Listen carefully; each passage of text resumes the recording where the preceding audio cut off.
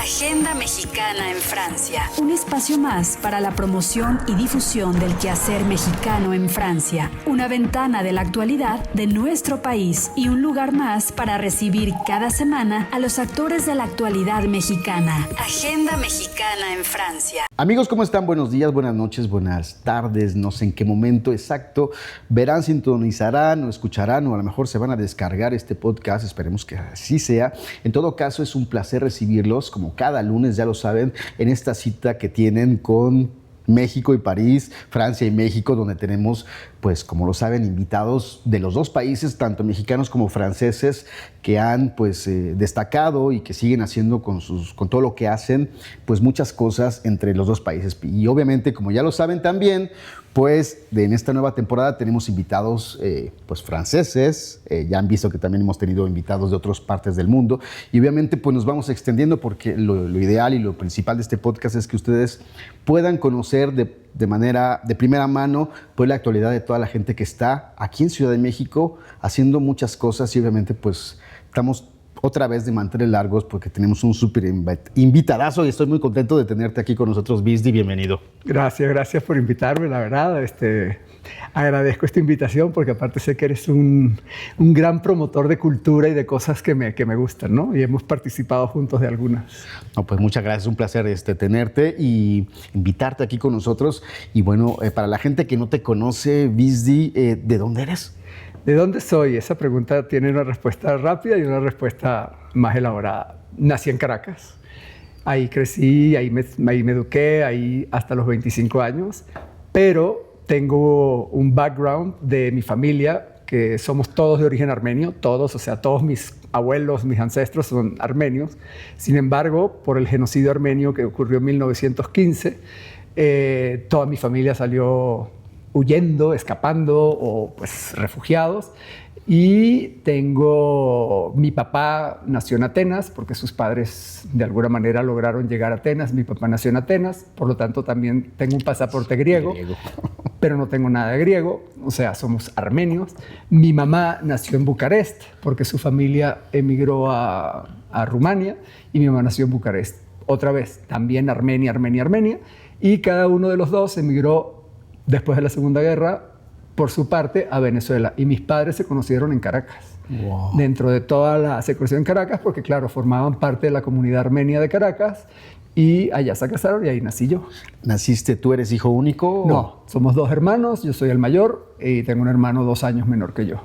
Caracas, me estabas hablando de Caracas hace cierto tiempo, no voy a decir hace cuántos años, pero ¿cómo era ese Caracas de tu niñez? ¿Qué recuerdos tienes de ese Caracas? Cuéntanos. Hermosa Caracas era y es. Digo, nunca he estado, pero nunca Caracas, he estado en Venezuela. Caracas es muy bella porque es muy verde, o sea, es realmente verde.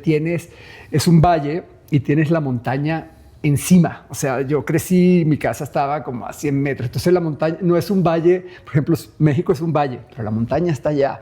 Yo crecí con la montaña acá y qué sé yo salía de ahí, me iba a la montaña y tenía una cascada a 15 minutos caminando en una capital. Y Venezuela en sí era un país muy próspero, o sea, me tocó la época del petrodólar, ya sabes, cuando hubo el boom petrolero de los 70s, entonces fue un país además con muchos ingresos, muchas desigualdades, no voy a decir, pero con muchas oportunidades para el que sabía aprovecharlas y con un nivel de educación muy alto, con una población muy variada porque aceptó mucha migración. ¿De dónde principalmente? España principalmente, Italia, Portugal y con la población mezclado con la población local, que eran algunos indígenas, no muchos, no era un país con una población indígena importante como lo es Perú o México, y una población negra también importante, de los negros que trajeron los españoles como esclavos para explotar la caña de azúcar y así. Y era un país en ese sentido hermoso porque yo no sabía lo que era el racismo. O sea, nunca lo sentí hasta que salía afuera. Yo la primera vez que sentí racismo fue en Nueva York. Y fue el racismo, o sea, me sentí rechazado porque de repente estaba en el metro y el metro, no sé qué pasó, nos pasamos la estación y pasamos de un metro variado a una zona todos negros, ¿no? Y entonces yo sentía esta cosa O sea, pero lo sentiste tú, la discriminación no vino hacia ti, ¿no? La discriminación fue hacia mí, sí. O sea, yo sentí como que no tenía que estar ahí. O sea, la gente me estaba viendo como, ¿qué haces tú aquí? ¿Ah, sí? Y es la primera vez que yo sentí como... Porque yo en Venezuela he estado en lugares el Caribe venezolano es mayormente negro, que era donde estaban. Entonces, yo nunca me pasó por la cabeza que eso era un problema. Y allá yo sentí esta cosa como por primera vez, ¿no? Entonces, eso tenía Venezuela, que ahora todavía lo tiene, pero un poco menos porque crearon esta división un poco socioeconómica, donde el verse de una manera implica ciertas cosas según los parámetros y las divisiones que ellos sembraron en el pueblo o en la gente de Venezuela. Y eso era algo muy hermoso de crecer allá, de que nos mezclábamos todos con todos sin ningún problema. Venezuela en tu niñez, Venezuela 2025, ¿cuál es tu...? Digo, sabemos que hay tela de dónde cortar y depende obviamente de cada uno de nosotros, pero si podrías como hacer una especie de análisis corto o una estadística o una radiografía de cómo ves a tu país el día de hoy, o pasamos a la siguiente pregunta. No, es que bueno, compararlo, hay tantas cosas que son distintas. O sea, pasamos de un país muy rico a un país muy pobre. O sea, Pero rico, pobre, porque sigue habiendo este hábitat y estas cosas, ¿no? ¿Sigue habiendo? Pues todo lo que me contabas, estos recursos naturales. Sí, pero, mal explotados, muy robado. O sea, imagínate cuando llegaron estos personajes que están hoy en día al gobierno, Venezuela producía 3.3 millones de barriles diarios de petróleo y llegaron en un punto dado a 150,000 barriles de petróleo. O sea, imagínate, y solo por negligencia, o sea, solo por no darle mantenimiento a su gallina de los huevos de oro, o sea, ni por eso. Y ahora creo que estamos, no tengo el número correcto exacto, pero la última vez que lo vi estábamos como en 800,000 barriles de petróleo por día. Entonces, la economía se contrajo 80%. O sea, el Bolívar ha perdido, creo que son 17 ceros en su devaluación. O sea, 17 ceros. Creo que llegó a ser la inflación más alta del mundo o la segunda más alta del mundo después de Zimbabue, si no me equivoco, o por arriba de Zimbabue, o primero o segundo. O sea, este tipo de datos económicos destruyen. Y Venezuela, en la Venezuela que yo crecí, tenía desigualdades, no te voy a decir que no. Yo llegué a estar en barrios en Venezuela, es en la parte pobre, donde las casas eran pisos de tierra, o sea, donde eran casas de cartón, o sea, sí, pero la gente no pasaba hambre, ¿sabes? O sea, no había esa miseria, o sea, esto es miseria, vivir en una casa sin piso, pero no tenían hambre, ¿sabes? Y la gente de este lugar que querían trabajar, había cómo, ¿sabes? Había un camino. Hoy en día es mucho más difícil, ¿no? Y otra vez, no quiero decir que todo era perfecto antes y ahora todo es malo. O sea, antes había problemas y por eso terminamos donde terminamos o estamos donde estamos. Sí. Entonces, sí, Venezuela tenía esta riqueza que aparte nos daba un acceso al mundo porque éramos no solo ricos localmente, o sea, el Bolívar era una moneda tan fuerte que nos daba acceso al mundo, ¿no? Y entonces, había programas de educación que mandaban a los mejores estudiantes a las mejores universidades del mundo y esto venía a Venezuela y se quedaban en Venezuela. Hoy en día se fue más del 20% de la población y se fue la población como pudo, caminando en avión, todo, y se descapitalizó en cerebros Venezuela, ¿no? Entonces, es triste porque esto no se recupera nunca más. O sea, la gente, nosotros, yo no tengo ni un familiar en Venezuela ahorita. Todos nos fuimos. Yo me vine de una manera distinta, ya hablaremos de eso. Pero mi familia, todos se fueron yendo por la situación de allá. Entre muchas otras cosas, la seguridad sanitaria, o sea, no había, las medicinas más básicas no existían, con dinero en la mano. Claro. O sea, no podías comprar un antibiótico para las cosas más básicas. Entonces la gente se tenía que ir porque te podías morir por una enfermedad que con un antibiótico te la curabas. Entonces, sí fue un deterioro. Claro, tú hablas y los que están a favor del régimen, que no son tantos, te van a decir que es por el embargo. Pero ¿qué vino primero? ¿El embargo o la mala administración, no? Claro. Bueno, regresemos un poco también a esta parte y a esta Venezuela de la cual nos hablabas y en la cual creciste y estudiaste. ¿Qué estudiaste? Y esto también, pues, es una faceta muy interesante de tu vida, ¿no? Sí, fíjate, había una universidad, en Venezuela había la Universidad Central de Venezuela, que es muy parecido a la UNAM, ¿no? Esta universidad inmensa, con carreras humanísticas maravillosas, pero muy políticamente engaged, ya sabes. Entonces había huelgas, había todas estas cosas, ¿no? Y entonces se creó la Universidad Simón Bolívar, yo creo que un poco para hacer todo lo que no era la otra. Entonces hizo una universidad muy tecnológica, de excelencia y así, y nos dio una educación de clase mundial. Y ahí estudié ingeniería química, rodeado de una cantidad de gente que eran los mejores de todos los colegios privados principalmente, porque sí, hay que decirlo, pero los mejores de los liceos públicos también. O sea, entrabas por notas, o sea, había un examen de admisión y entraban los que sacaban un mínimo en este examen de admisión. Entonces era un ambiente muy estimulante, ¿no? Y aparte con equipos para hacer laboratorios, o sea, teníamos profesores de Francia, teníamos, o sea, era un ambiente muy, muy bonito, la verdad. Y esa profesión te dio también fue importante como para empezarte a mover en distintos países, ¿no? De ahí, de Venezuela. Ahí es un poco, o sea, yo cuando en los 70s yo tenía unos amigos que viajaban. Nosotros somos una familia de inmigrantes y nunca tuve necesidades, pero digamos que no crecimos como, ya sabes. No. Y tenía amigos que viajaban siempre, Semana Santa se iban acá, y yo tenía un poco de envidia, yo quería viajar. Lo mío era, yo quiero viajar. Entonces me gradué muy bien, la verdad, y oí una vez de un trabajo que mandaban a la gente de capacitación a Perth, Australia, y yo, eso. Entonces fui a buscar este trabajo y entré en una empresa francesa internacional que se llama Schlumberger, y ahí entré con esta idea de que quiero viajar. Y entré aquí y apenas entré, me mandaron a Inglaterra de capacitación. Ahí estuve casi 6 meses aprendiendo a operar equipo para plataformas petroleras. Y en vez de llegar a Perth, Australia, llegué a Nigeria. Sí, o sea, es como... Que de hecho, mi familia, ¿cómo que vas a ir a Nigeria? Y estamos hablando de África, sin internet, sin televisión satelital. Sí. ¿Qué época era, Vizdi? Cuando llegué a Nigeria. Yo llegué en el 85 a Warri por Harcourt. A Warri, Nigeria. Sí, o sea, temas de internet y eso no es lo que era hoy. Nada. Yo tenía una radiecito que me regaló mi abuelo, que era una onda corta. Y yo oía BBC of London y así sabía lo que estaba. Me sentaba como a las 6 de la tarde, 7, a ver qué pasaba. Digo, no todos los días, pero así sabía lo que estaba pasando en el mundo. Y cartas. Cartas, wow, tengo un cajón en mi casa lleno de todas las cartas de las que recibí. Pero así, o sea, un cajón así lleno de todas las cartas que me escribí con mi abuelo, con mi mamá, con los amigos. Es una belleza, o sea, leer eso, ¿no? ¿Eso es para publicar un libro o podría, hacer sí, algo, sí. ¿no? Lo malo es que no tengo las que yo escribí, ¿sabes? O sea, me encantaría saber alguna que otra por ahí, pero solo recibo el reflejo de lo que yo escribí.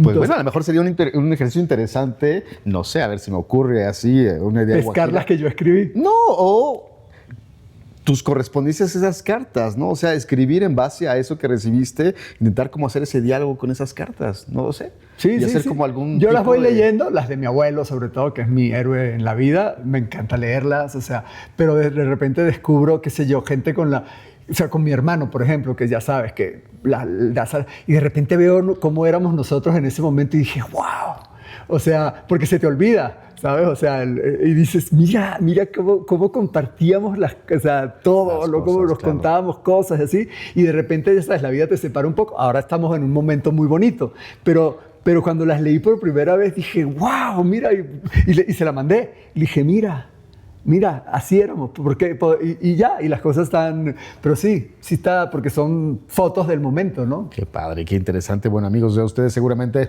algunos de los que ven este podcast o verán, ya no conocieron ni conocerán lo que son las cartas, pero una experiencia muy linda. Digo, yo no lo viví tampoco. Ay, sí, ay, sí. Yo todavía no había nacido, pero sí, mis papás y mis abuelos sí me contaron de esta historia también, de poder hacer este jovencito. Oye, bueno, regresemos. Vivir en Nigeria, en esa época sin internet y bueno, bien, ¿no? O sea, sí, expatriado. Expatriado, sí, no. Ahí sí, la verdad, la pegué bien. Era una gran empresa, es una gran empresa que nos trataba muy bien, pero el estar expuesto a esta realidad totalmente distinta te superabre la mente, ¿no? O sea, y yo operaba equipos en el medio del delta del río Níger. También estaba en oficina porque yo estaba en un camino de prepararme para ser, digamos, del equipo de dirección, de gerencia de la empresa. Entonces, esto era como una etapa, pero me tocó ir a operar equipos en plataformas afuera, ahí en Nigeria y así, pero expuesto a una realidad donde obviamente yo era una cosa rara. O sea, me acuerdo una vez fui a hacer un trabajo en el medio de la nada, que era un trabajo que a veces las petroleras hacen de mejoras a los pueblos donde hacen perforación, y habían construido una línea de agua y nosotros fuimos a limpiar la línea de agua con nuestros químicos, etcétera, y llegamos a un lugar donde creo que nunca habían visto a un hombre blanco. Entonces, yo llego a este lugar, llego en mi camioneta, en mi pick-up, ¿sabes? Ingeniero, con mis coveralls y así, me bajo del carro y de repente tengo, no te exagero, 30 niños, pero así. Y los niños mirando y los adultos más atrás, así, mirando. Y entonces me dicen los de mi equipo, ¿no? Todos locales, me dicen, ¿qué hacemos?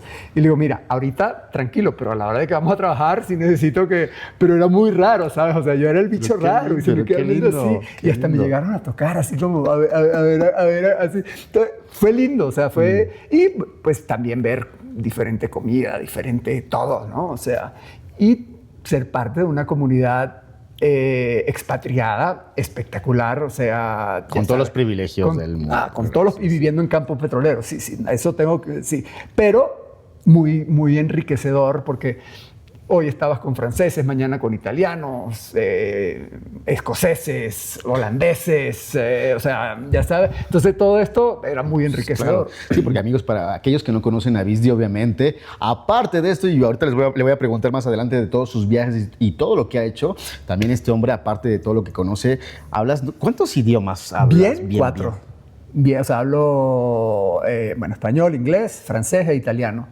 Y creo que estoy terminando mi curso, ya estoy de portugués, de brasileiro, de portugués, de Brasil. Y ahí estoy. O sea, ¿Y el armenio como tal? El armenio, ¿sabes qué pasa? Entiendo bastante. ¿Es complicado? Muy porque no se parece a nada. O sea...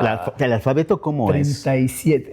¿Cómo es? Es más parecido a que si había que... No es... Nada. Lo inventó un cura armenio, o sea...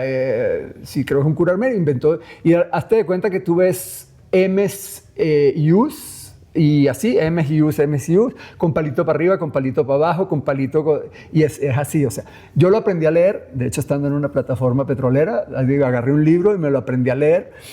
Para aprender y después para sorprender a mi familia. Un día llegué de tantos viajes y entonces tenía un tío que recibía el periódico armenio, el Yerevan. Y entonces estamos en la sala post y yo agarro el periódico y me pongo a leerlo. Entonces todos se me quedan diciendo, ¿qué haces? Y yo, leyendo el periódico. Entonces, si tú no sabes leer, ¿no? Y todos se quedaron así porque... No hablo armenio realmente, pero aprendí a leerlo, cosa que muchos de los que habían aprendido a hablar no habían aprendido a leerlo. Ya se me olvidó tristemente. Wow. ¿Has regresado? ¿Vas a regresar? ¿A dónde? A Armenia. No, pero no, o sea, acuérdate que no tengo nada ya. Y aparte lo que hoy es Armenia... Sí, claro, es eso ya, que ya no Lo que hoy es Armenia, o sea, cuando mis abuelos escaparon de allá... Sí, todo sea... No existía un país Armenia. O sea, existía la región, la Armenia antigua, que fueron 300.000 kilómetros cuadrados, el imperio de Armenia por ahí por el siglo V, que es el primer país o entidad que reconoce el cristianismo como religión de Estado. Sí. Era 300.000 kilómetros cuadrados.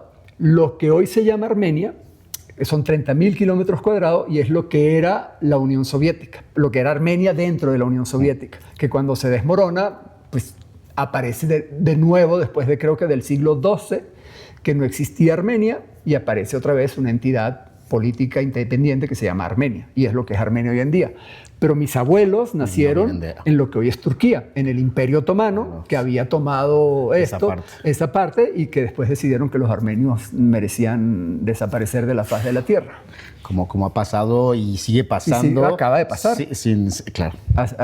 Azerbaiyán se acaba de votar de su lugar del Nagorno-Karabaj, del Ashkar, a 100.000 armenios de la noche a la mañana. Vivían 120.000 y 100.000 se fueron de la noche a la mañana en el 2023, creo que fue. O sea, no estamos hablando de... Y Turquía los apoyó y nadie dijo nada. O sea, sigue pasando.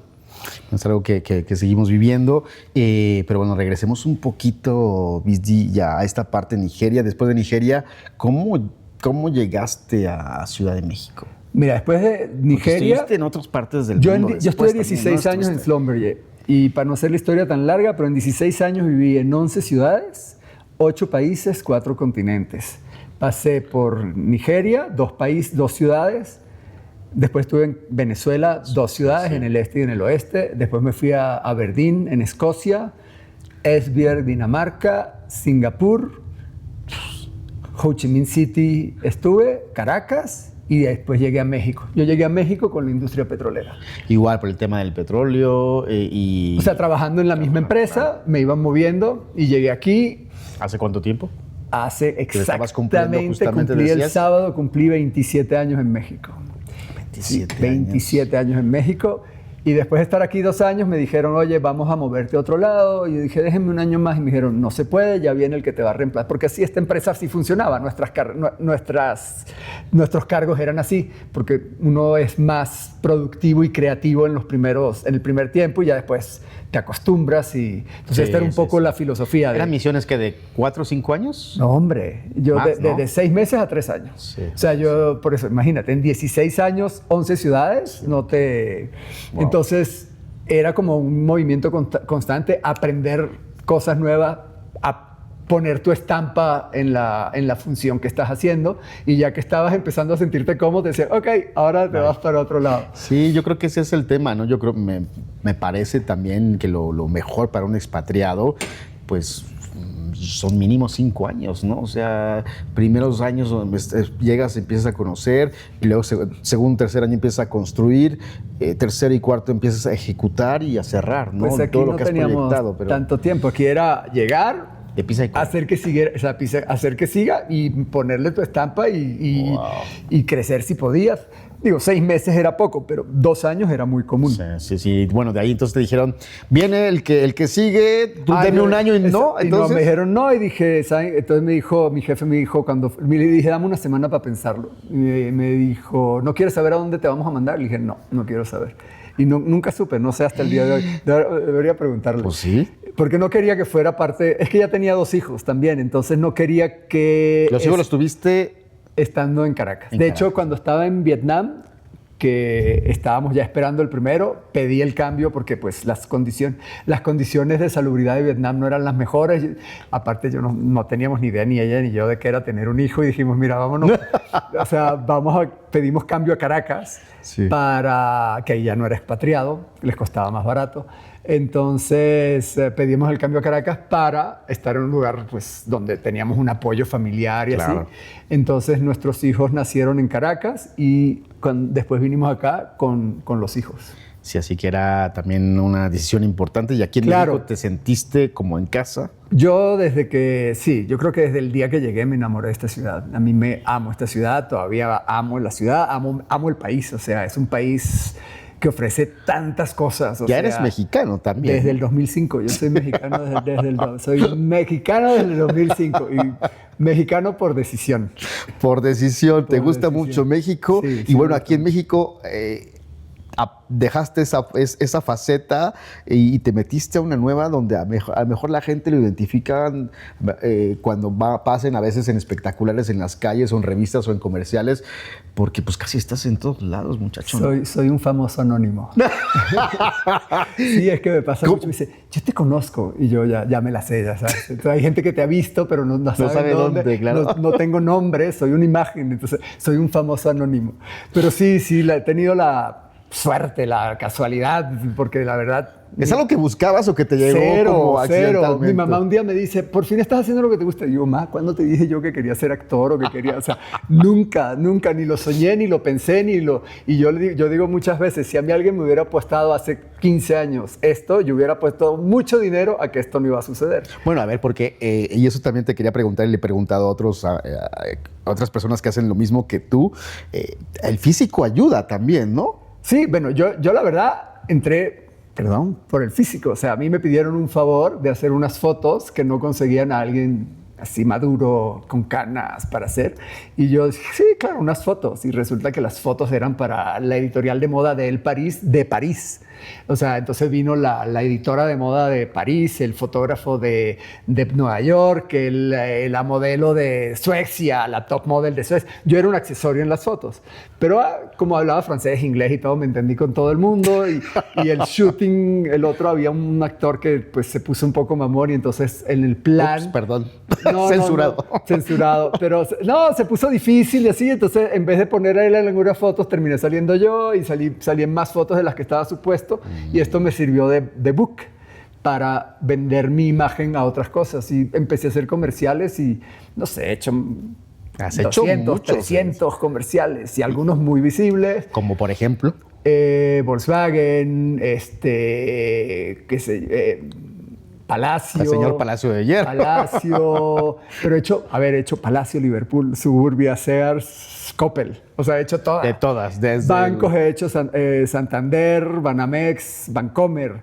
Coches he hecho Ford, Buick, MG, y se me olvida uno por ahí, Volkswagen. Pasarelas de moda, ¿no? Pasarelas también he hecho, eso lo hago más por gusto. ¿Sí? La verdad, no pagan tanto, pero me encanta esto de salir y tener un público y está divertido, ¿no? ¿Cómo ves el mundo justamente del fashion? ¿No es como muy banal? Pues, no es como... Lo puedes ver como... A ver, es banal, pero es un negocio, o sea, a ver, hay una línea famosa en el Diablo Viste de Prada, donde dice alguien se burla un poco de un color y dice, sí, te burlas de un color y sale, ya sabes, la Miranda Presley, ¿no? ¿Cómo se llama? La actriz. Que hacía la de... Bueno, ella... y él dice, sí, azul. Y entonces él empieza a explicar cómo este azul es y cómo termina y no sé qué y no sé cuánto. Y entonces es un negocio. Claro, tienes que venderlo. Hay gente que le interesa, hay gente que no. Mira, como ves, a mí no me interesa tanto la moda, pero hay gente que sí y es un negocio del cual vive mucha gente. Pero justamente es lo que te iba a preguntar, Bizdi, porque bueno, yo que te conozco, que tengo el privilegio de a veces pues salir contigo a por aquí, por allá, a tomar un café o algunas cosas así, es eso, ¿no? Creo que eres tan polifacético y que obviamente puedes tocar o trabajar para sectores, como lo comentas hace un momento, de la moda, en las pasarelas, y puedes estar como directamente con los flashes y con todo este tema, pero fuera de cámaras puedes tú ser como eres, ¿no? El hombre que está, también ahorita vamos a hablar de eso, del deporte, es eso, ¿no? Sí, o sea, no tienes, para ser modelo, no tienes que estar viviendo el mundo de la moda. Obvio, es un mundo que te puede crear muchas inseguridades porque es mucho de la imagen, pero también esto te puede pasar aunque no trabajes en la moda. Las inseguridades del cómo te ves y del look, que tristemente nos venden esta imagen perfecta, que yo un poco soy culpable de eso, ¿no? Él es parte de todo esto, amigos. La verdad, sí, o sea, yo a veces veo, y hay mucho retoque de fotos, o sea, también, o sea, hay que decirlo, no sale una foto sin que le hagan sus retoques, ¿sabes? O sea, porque quieren que se vea perfecta. Sí, aquí no hay los cánones de belleza que nos presentaron en las esculturas los griegos, los romanos, pues se siguen respetando, ¿no? ¿Y qué piensas también de este tema en la moda y también de la inclusión? De decir, eso me gusta. Porque este rollo del el blanco perfecto, pero ¿por qué no la moda para los robustos? ¿O por qué no la gente de la tercera edad? Ya sí hay, o sea, ahora sí hay. yo he trabajado con gente, como plus size, ¿no? Que son personas muy guapas. Pero claro, a veces tú los ves, estos mismos, tienen sus inseguridades, a pesar de que son el o la modelo, tienen sus inseguridades. Y yo creo que la seguridad viene de acá, de lo que tú piensas que es tu valor. No, aparte de lo que proyectas, porque esto uno puede proyectar, no al final de cuentas es un actor, ¿no? Claro. O sea, estás transmitiendo algo que no necesariamente es lo que tú eres, ¿no? O sea, estás vendiendo algo.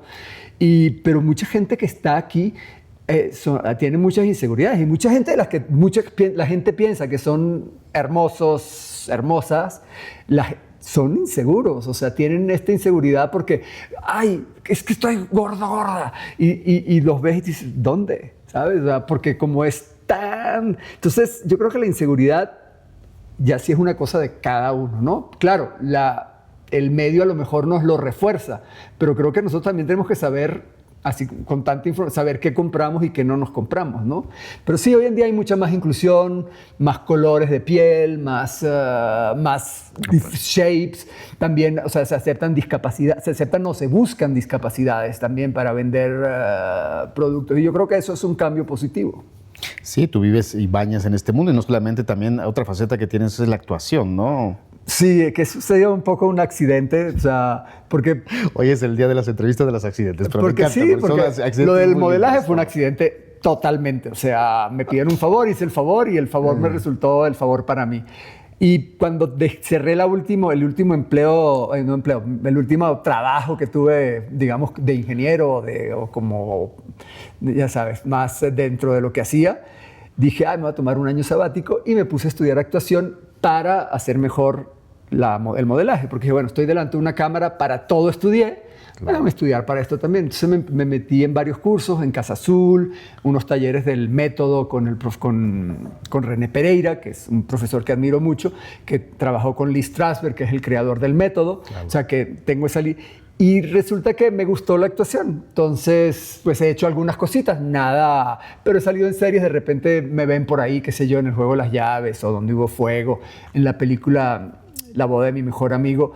Pero he hecho cosas pequeñas, pero sí, me gusta, me divierte, me parece emocionante de repente estar ahí. El simple hecho de estar ahí me parece todavía increíble, ¿sabes? O sea, de que a mis 60, ya dije la edad, a mis 60 y tal, esté yo haciendo eso, y es un juego que disfruto mucho.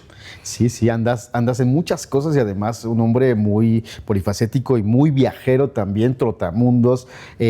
Has estado en muchos lugares, ¿no? O sea, es increíble la cantidad de cosas, de deportes. O sea, estaba viendo cuando me enviaste, o sea, yo no, o sea, ya algunos lo sabía, pero bueno, es tenis, bicicleta, esquí acuático, surf, windsurf, body surfing, natación, voleibol, kayak, submarinismo. Bueno, estás en todo, velero. ¿Qué te falta? ¿Qué te falta por hacer? O sea, has estado por aquí, por allá, has viajado en muchos países, has escalado. ¿Cuál es ¿en dónde estuviste el año pasado? Subí al Kilimanjaro. Al Kilimanjaro, o sea... Subí al Iztaccíhuatl aquí hace un año, y luego subí al Kilimanjaro. Bueno, fui al Iztaccíhuatl como parte de mi entrenamiento para ir al Kilimanjaro, y subí con mis 2 hijos al Kilimanjaro. Una experiencia... Que son 5.890, si no me equivoco, metros sobre el nivel del mar.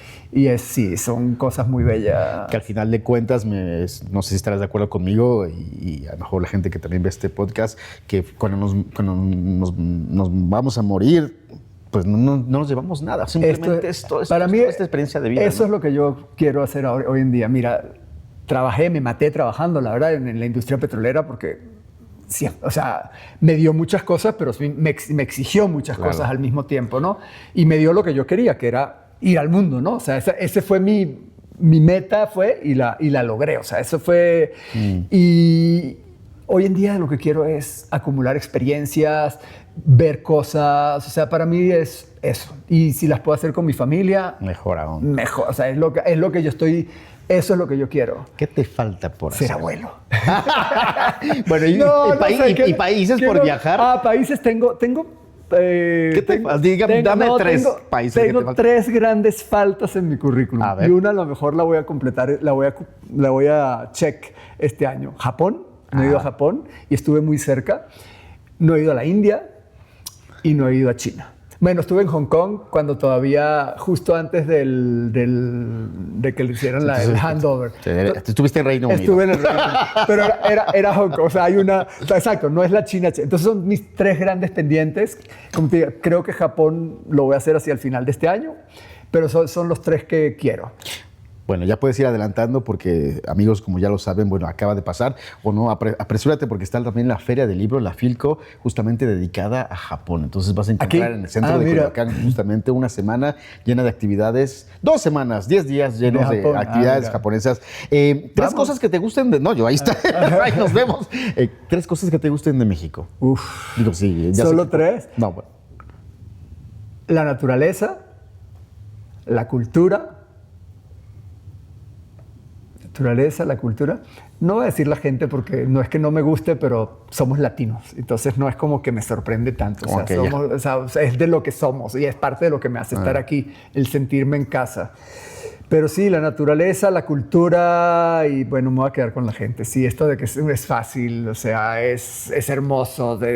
Me han tratado como un rey. O sea, la verdad, México me ha tratado como un rey que no lo merezco, pero pues así me han tratado. O sea, la verdad, me han tratado, o sea, el tratamiento que he recibido en México y lo he agradecido y lo sigo agradeciendo. Me han tratado como un rey. Pues o sea, genial. Sí. Si fueras un superhéroe, ¿cuál serías y cuál sería la primera misión que harías? Wow. Mira, no soy tanto de estas cosas de Marvel y así, pero trataría de cambiar las conciencias, a ser más empáticos y dejar de fijarnos en lo que nos diferencia y fijarnos más en lo que nos hace similares. Porque, y te voy a poner este ejemplo, o sea, cuando yo estaba en Nigeria, me hice muy amigo de los libaneses porque soy armenio, etcétera, y había una libanesa venezolana por casualidad casada con un libanés que estaban expatriados en Nigeria. Y estos libaneses, imagínate, libaneses expatriados en Nigeria, y ellos se odiaban entre los musulmanes y los cristianos. Entonces digo, oye, ¿cómo estas personas que comen lo mismo, que hablan lo mismo, que deciden odiarse porque uno cree en una cosa y el otro cree en otra, que además parte de la misma base? O sea, entonces yo creo que si dejáramos de fijarnos en lo que nos diferencia y empezáramos a fijarnos más en lo que nos une, yo creo que eso haría mi superhéroe. O sea, de tratar de unir conciencias por todo lo que nos une en vez de todo lo que nos separa. O sea, que es un tema que me agobia del mundo de hoy, que cada vez nos dividen más y nos dejamos dividir más. O sea, nos están sembrando la división, pero nos la compramos. O sea, ¿sabes? No solo es el de arriba, es la gente se la compra y se pelean en las familias por seguir, o sea, por seguir a alguien que no les va a dar nada. O sea, claro. Digo, lo voy a mencionar, pero fíjate cuánta gente no votó por Trump, que hoy en día están arrepentidos de haber votado por Trump, porque venezolanos, o sea, que viven en Estados Unidos, que votaron por Trump y no les está dando lo que les ofreció, ¿sabes? Entonces, pero le compraron el boleto completito, ¿no? Sí. Entonces, sí, nos están sembrando en la división y nos las estamos comprando. Sí. Entonces, yo creo que eso es lo que me gustaría cambiar en el mundo de hoy. Pues si es posible, esperemos que puedas, dentro de esta también dinámica, evitar, y espero que no, y que no hable de más, una tercera guerra mundial, que tal vez está a la puerta de la vuelta de la esquina. Yo espero que la sensatez gane, ¿no? O sea, que no lleguemos, porque la próxima guerra mundial puede ser muy fea, ¿sabes? O sea, si es que hay. Por eso, con estas bombas, ayer Macron habló de poner el arsenal nuclear a la orden de Europa. A ver, una bomba nuclear donde la pongas le hace daño a todo el mundo, o sea, entonces, ojalá no lleguemos allá. Ojalá no lleguemos, pero bueno, mientras tanto, Bizdi, ¿dónde la gente puede seguirte? ¿Cuáles son tus redes sociales? Mis redes sociales son el Bizdi, así ELB de bueno y SDI, eso en Instagram, que esa es la principal red social que uso. En Instagram, el Bizdi. El Bizdi. Bueno, amigos, pues ahí pueden seguir al Bizdi. Y Bizdi... Y denme likes, pónganle acción a Pónganle ahí, muévanle, recomiéndenlo, invítenlo a algún evento cultural, a salir a los castings, a donde sea, ahí está. Muchas gracias por estar con nosotros, gracias por tomarte la molestia. Sabemos que también tienes muchas cosas que hacer y obviamente pues un placer platicar contigo. No, muchas gracias por la invitación y sí, sígueme ahí en las redes y de verdad, seamos más empáticos. Es más lo que nos une que lo que nos separa. Dejemos de fijarnos en lo que nos separa, vamos a fijarnos en lo que nos une. Veamos, todos estamos pasando por nuestros propios problemas. Hay que ser empáticos con los demás. Y eso es lo que yo quiero. Eso es lo que yo quiero ser. Quiero ser ejemplo, sino por mi estilo de vida. Que vean, o sea, walk the talk. O sea, que lo que yo hago está de acuerdo con lo que estoy diciendo. Sí. Que soy congruente entre lo que digo y lo que hago. Para mí eso es muy importante. Bueno, pues amigos, un ejemplo a seguir y nos vemos el próximo lunes, ya saben, en su cita semanal Agenda Mexicana en Francia.